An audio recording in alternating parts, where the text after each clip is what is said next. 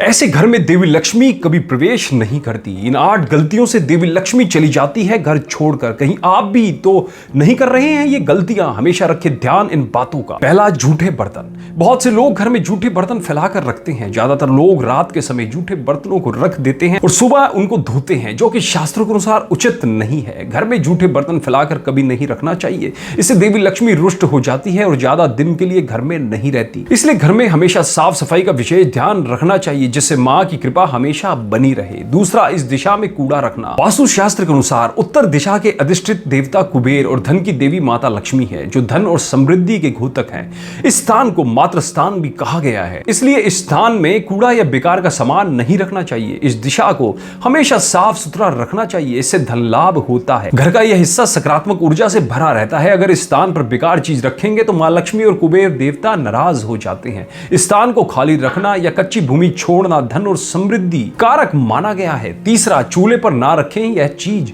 रसोई गैस पर खाली और झूठे बर्तन नहीं रखने चाहिए। हमेशा चूल्हे को साफ सुथरा रखना चाहिए। इससे घर में सुख शांति के साथ समृद्धि आती है और समाज में मान सम्मान मिलता है। पुराणों में बताया गया है कि चूल्हे पर खाली बर्तन रखकर छोड़ने से घर में दरिद्रता का वास होता है। ऐसे लोगों के घर में कभी बरकत नहीं होती। किचन मंदिर के बाद सबसे पवित्र जगह होती है और इसमें देवी देवताओं का वास होता है। चौथा, गलत समय झाड़ू लगाना। अगर आप सूर्योदय के बाद घर में झाड़ू पोंछा लगाते हैं तो यह दुर्भाग्य का सूचक माना जाता है। झाड़ू में लक्ष्मी का वास होता है और सूर्यास्त के समय घर में झाड़ू लगाने से माता नाराज भी हो जाती है और घर छोड़कर चली जाती है। अगर किसी कारणवश झाड़ू लगानी पड़ जाए तो घर की गंदगी को घर में ही रखें। उसको सुबह साफ सफाई के साथ बाहर फेंक दें।